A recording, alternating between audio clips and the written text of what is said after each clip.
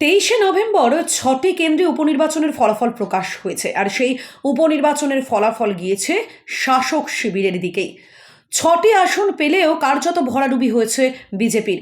সেই হারের দায় নিতে রাজি নয় শুভেন্দু অধিকারী। শুধু তাই নয়, লোকসভা নির্বাচনের সময় মেদিনীপুর থেকে দুর্গাপুরে সরিয়ে দেওয়া হয়েছিল একদা বিজেপির রাজ্য সভাপতি দিলীপ ঘোষকে। সেই দিলীপ ঘোষও সরাসরি জানিয়েছেন, জেলার সাংগঠনিক ক্ষেত্রগুলিতে আমি যুক্ত থাকি না, অর্থাৎ এক কথায় তিনি এড়িয়ে গিয়েছেন। আর এবার জন বার্লা বিজেপি নেতৃত্ব, সেই বিজেপি সাংসদ জন বার্লাকে এবার দলের বিরুদ্ধে মন্তব্য প্রকাশ করতে দেখা গেল। যদিও 2024 লোকসভা নির্বাচনের আগে প্রার্থী নিয়ে তিনি অসন্তোষ প্রকাশ করেছিলেন, আর এবার মাদারিহাটের বিধানসভা উপনির্বাচনের প্রচারেও তাকে দেখা যায়নি। উল্টে তৃণমূল নেতৃত্ব দীর্ঘদিন তার বাড়িতে বৈঠক করেছেন। এবার সেই মাদারিহাটে বিজেপির পরাজয়ের জন্য জন বার্লার পরবর্তী রাজনৈতিক পদক্ষেপ ঘিরে তৈরি হয়েছে জল্পনা।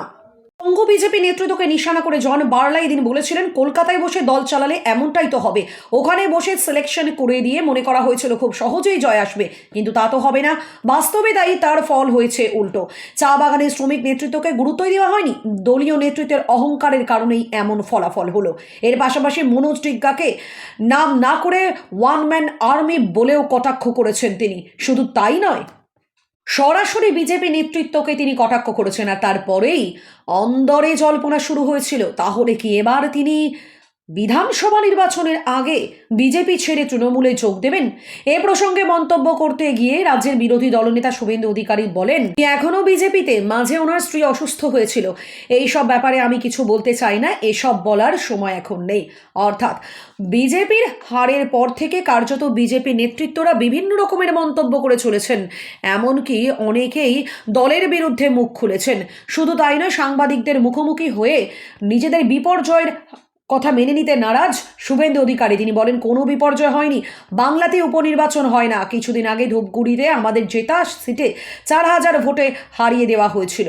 এর পাশাপাশি তাকে বলতে শোনা গিয়েছিল, আমি বিরোধী দলনেতা, সংগঠনের আভ্যন্তরীণ বিষয় নাক গলাই না, যুক্তও থাকি না।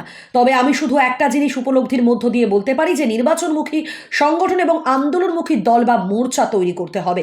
অর্থাৎ বিরোধী দলনেতার মুখেও সেই একই কথা বলা যেতে পারে। এর পাশাপাশি বেশ কয়েকটা নির্বাচনের প্রসঙ্গ টেনে তিনি কিভাবে জিতিয়েছেন এবং লড়াই করেছেন সেই প্রসঙ্গ তুলেছেন শুভেন্দু অধিকারী। কিন্তু এই জন বার্লার মন্তব্যের পর সকলেই বলছেন তার তৃণমূলে যোগদান করা কার্যত সময়ের অপেক্ষা। তাহলে কি 26 বিধানসভা নির্বাচনের আগেই জন বার্লা তৃণমূলে যোগ দেবেন? তা জানা কার্যত সময়ের অপেক্ষা।